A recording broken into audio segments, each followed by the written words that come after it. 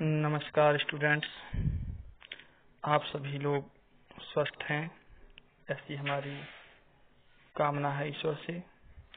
और मैं भी स्वस्थ हूँ और आपके सभी परिजन स्वस्थ रहें। ध्यान रखें कि इस महामारी के समय किसी को बाहर नहीं निकलना है, घर पर ही अध्ययन करना है। इसीलिए मैंने ये चैनल शुरू किया है। आप लोग जो है अपने विषय से जुड़े हुए विभिन्न विषयों के वीडियो इस चैनल पर देखते रहें। चैनल सब्सक्राइब करें और अपने मित्रों, अपने सहपाठियों से सब्सक्राइब कराएं। इसमें जो है अच्छे आपके विषयगत वीडियो के साथ साथ कुछ बीच में मनोरंजन के उद्देश्य से भी इसमें वीडियो प्रेषित की जाएंगे। वे भी आप लोग देख सकते हैं और लगातार अध्ययन कर सकते हैं। चलिए आज बात करते हैं नाटक की। नाटक जो कि बहुत ही महत्वपूर्ण विधा है। इसे दृश्य काव्य साहित्य भी कहा जाता है, यानी दृश्य नाटक को दृश्य काव्य साहित्य भी कहा जाता है। क्योंकि ये प्राचीन विधा है, संस्कृत साहित्य में इसे रूपक कहा गया है। नाटक का अर्थ क्या होता है? नट। नट मतलब जो किसी का अनुकरण करे, उसको या किसी विषय वस्तु को इस तरह से प्रस्तुत करना कि वह व्यक्ति को भाव विभोर कर दे, या ये मान लीजिए कि किसी शैली या किसी देश काल वातावरण का स्पष्ट स्वरूप प्रदर्शित करने वाला नाटक कहलाता है। यानी कार्य और नवीनीकरण में कुशल व्यक्ति संबंध रखने के कारण ही विधा में नाटक कहलाते हैं। वस्तुतः नाटक साहित्य की वह विधा है जिसकी सफलता का परीक्षण रंगमंच पर होता है। कहाँ होता है मित्रों? कहाँ होता है दोस्तों? रंगमंच पर। किंतु रंगमंच युग विशेष की जनरुचि और तत्कालीन आर्थिक व्यवस्था पर निर्भर करता है। इसलिए समय के साथ नाटक के स्वरूप भी परिवर्तित हो जाते हैं। और ये भी आप जानते होंगे कि शायद प्राचीन काल से जो नाट्य मंचन चल रहा है, उसी ने आधुनिक सिनेमा, जिसको हम बोलते हैं सिनेमा, या विभिन्न प्रकार के आधुनिक प्रदर्शित होने वाले कार्यक्रमों को जन्म दिया, या कहिए कि वहां से इनके उत्पादन की या इन विभिन्न प्रकार की प्रदर्शित विधाओं का की प्रेरणा नाटक से ही प्राप्त होती है। यह है नाटक। अब हम पढ़ेंगे नाटक के तत्व। तो ये नाटक के प्रमुख 7 तत्व होते हैं। सबसे पहला होता है कथानक, जिसको हम कथा वस्तु भी बोलते हैं। दूसरा होता है पात्र या चलचित्रण। तीसरा कथोपकथन, इसी को संवाद बोलते हैं। चौथा होता है देश काल अथवा वातावरण। और 5वां होता है भाषा शैली। 6वां होता है उद्देश्य। और 7वां जो मुख्य तत्व होता है अभिनेता, या जिसको होते हैं मंचन। क्या बोलते हैं? मंचन। ये नाटक के प्रमुख तत्व होते हैं। आइए अब इनके बारे में थोड़ा विस्तार से पढ़ते हैं। सबसे पहले पढ़ते हैं कथावस्तु। कथावस्तु यानी कथावस्तु को ही नाटक कहा जाता है। यानी हम कथावस्तु को क्या कहते हैं? नाटक। क्योंकि अंग्रेजी में शब्द प्लॉट। क्या है प्लॉट? प्लॉट मतलब आधार। प्लॉट मतलब होता है आधार। यानी जो नाटक का आधार है वो क्या है? कथावस्तु। जिस तरह से एक भवन एक किसी आधार पर खड़ा किया जाता है, उसी तरह से नाटक विभिन्न तत्वों के मिश्रण से कथावस्तु या कथानक नामक आधार पर आश्रित होता है। कथा तो सभी प्रबंध का प्रबंधात्मक रचनाओं की रीढ़ होती है। क्योंकि नाटक भी प्रबंधात्मक रचना है, इसलिए कथानक इसमें अनिवार्य होता है। भारतीय आचार्यों ने नाटक में 3 प्रकार की कथाओं का निर्धारण किया है। पहला था प्रख्यात, दूसरा उत्पाद्य, तीसरा मिश्र प्रख्यात कथा।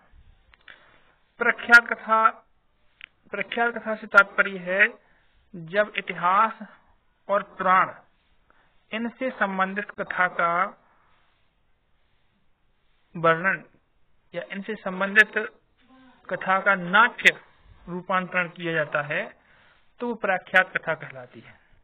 जबकि उत्पाद्य जो होता है उसमें कल्पना का मिश्रण किया जाता है। यानी जब किसी इतिहास पुराण या किसी प्राचीन आलेख को ना लेकर केवल विषय वस्तु या ये कहिए कि केवल पात्र या कोई प्रख्यात व्यक्ति को ले लिया और उसको अपनी कल्पनाओं के माध्यम से नाटक के रूप में प्रस्तुत कर दिया, तो वो उत्पाद्य या कल्पना पराश्रित कहलाती है।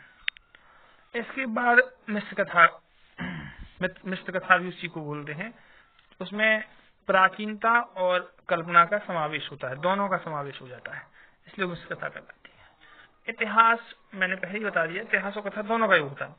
इन कथा आधारों के बाद नाटक कथा को मुख्य तथा गौण अथवा प्रासंगिक भेदों में बांटा जाता है।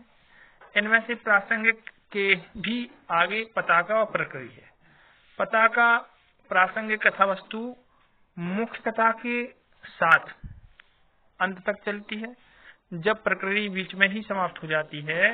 इसके अतिरिक्त नाटक की कथा के विकास हेतु कार्य व्यापार की 5 अवस्थाएं प्रारंभ, प्रयत्न, पर प्रयासा और नियतावधि और कलागम होती है। इसके अतिरिक्त नाटक में 5 संधियों का प्रयोग किया जाता है। कितना? 5 संधियों का प्रयोग।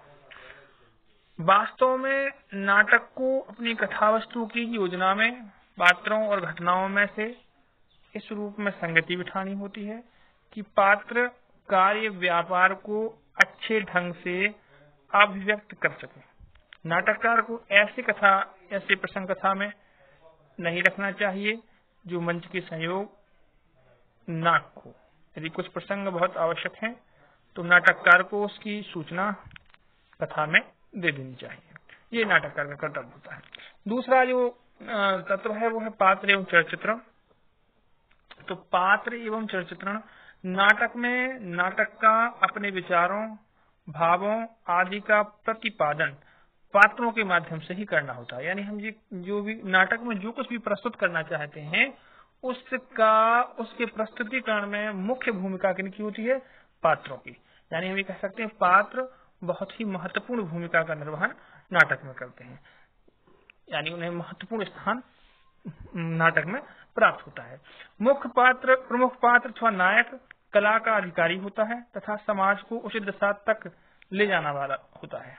यानी जो नाटक में 2 तरह के पात्र होते हैं, मुख्य पात्र और सहायक पात्र। वैसे तो पात्र और गौण पात्र भी होते हैं जो कुछ समय के लिए आते हैं, लेकिन इन दोनों का मुख्य रोल होता है मुख्य पात्र और सहायक पात्र।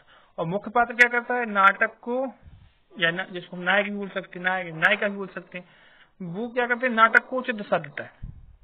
भारतीय परंपरा के अनुसार वह विनयी, सुंदर, शालीनवान, त्यागी, उच्च कुलीन होना चाहिए।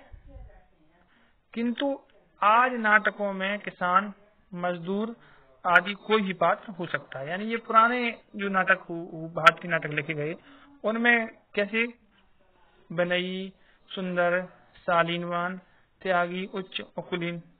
आज के नाटक में किसी भी प्रकार का, यानी किसान भी हो सकता है, मजदूर भी हो सकता है, सोशल वर्कर भी हो सकता है, कोई भी हो सकता है। आज मतलब वर्तमान में जो नाटक लिखे जाते हैं उन नाटकों का नायक कोई भी हो सकता है।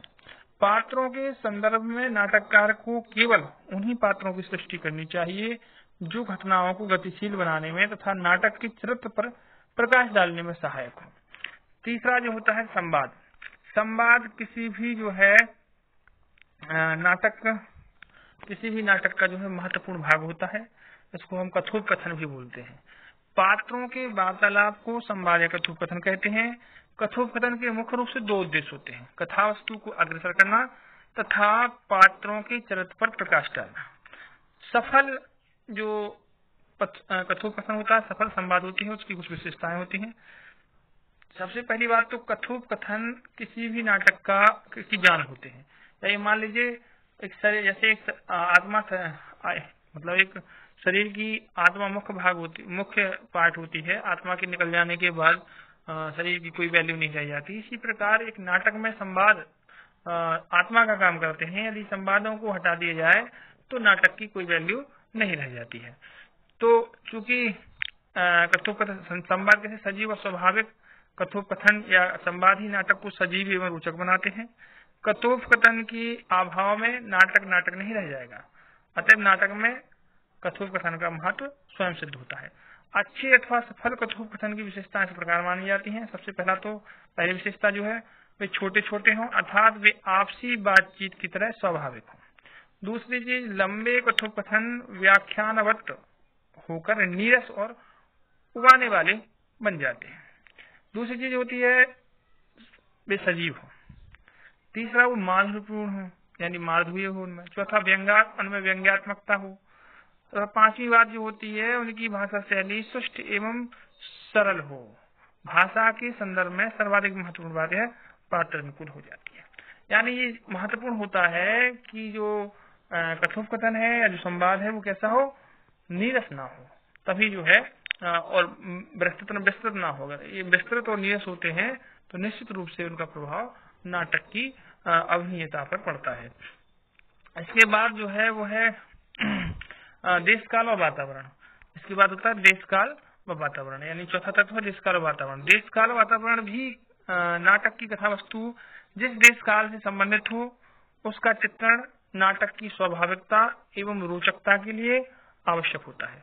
नाटक के पात्रों की वेशभूषा, बोलचाल, उनके नाम, उनके कार्यकलाप सभी कुछ अपने देश काल के अनुरूप होने चाहिए।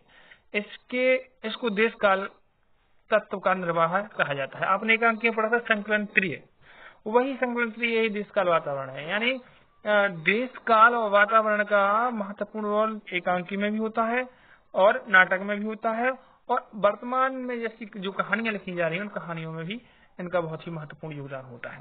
क्योंकि ये ध्यान रखा जाता है, इस बात का ध्यान रखना पड़ता है कि नाटक में वर्णित स्थान तथा घटनाएं ऐसी हों जो नाटक की 3 घंटे की अवधि में दिखाई जा सके और पाठक एवं प्रेक्षक को ऐसा ना लगे कि वह मनमाने ढंग से इधर से उधर ले जाया जा रहा है। तात्पर्य यह है कि घटनाक्रम में कम से कम घटनाएं हों और घटनाओं के घटित होने की अवधि कम से कम हो तथा घटनाओं का संबंध यथाशक्ति एक ही स्थान से हो अथवा घटना स्थलों के मध्य की दूरी न्यूनतम हो।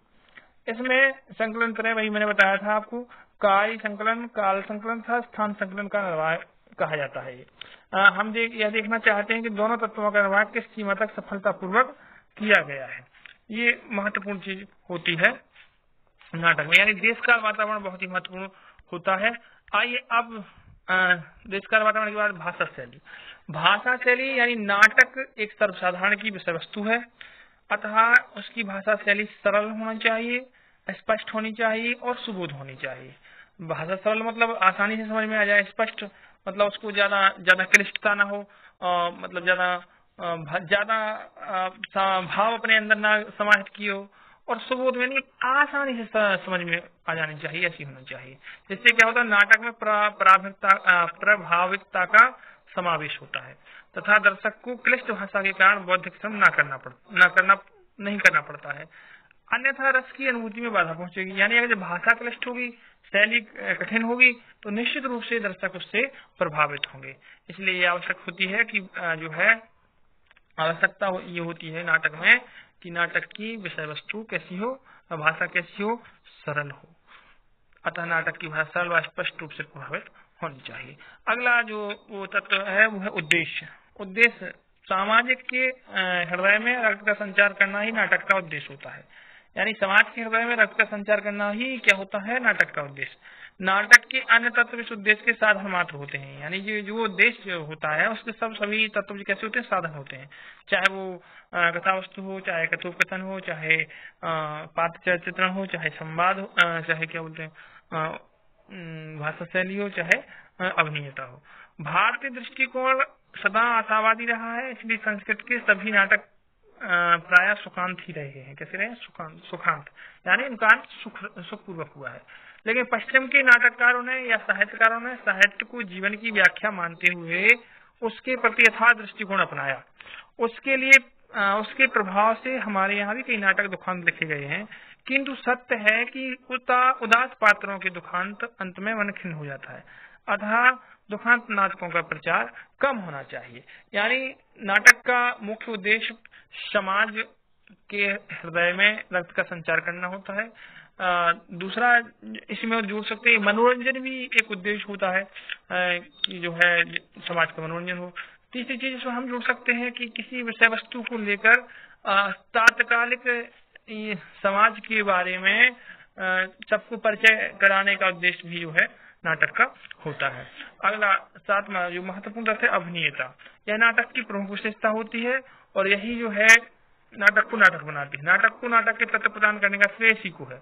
यह नाट्य तत्व का वह गुण है जो दर्शक को अपनी ओर आकर्षित कर लेता है।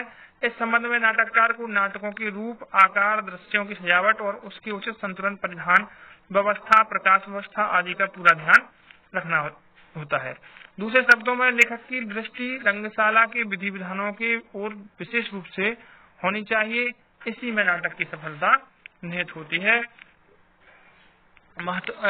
इसी में नाटक की सफलता छिपी होती है। यानी एक जो नाटक लिखा जाता है उसका सफल मंचन, उसको सफल रूप से जिस उद्देश्य या जिस विषय वस्तु को लेकर लिखा गया है वह विषय वस्तु दर्शक तक पहुंचती है, वो निर्भर करता है अभिनेता पर, मंचन पर। इसलिए ये जो है बहुत ही महत्वपूर्ण तत्व नाटक का होता है। इस तरह से आज हम लोगों ने नाटक के बारे में अध्ययन किया। यदि आप लोग देखेंगे लगातार तो निश्चित रूप से आपके आगे का जो सिलेबस है वो इस पे हम जो है डालेंगे, चाहे वो कहानी हो, चाहे वो निबंध हो या अन्य जो सिलेबस है वो। लेकिन अगर आप लोग देखेंगे नहीं तो निश्चित रूप से बहुत जल्दी, जैसे 4th ईयर की क्लास बंद कर दी गई है, फिर 2nd की क्लास भी वो बंद कर दी जाएगी। धन्यवाद। जय हिंद।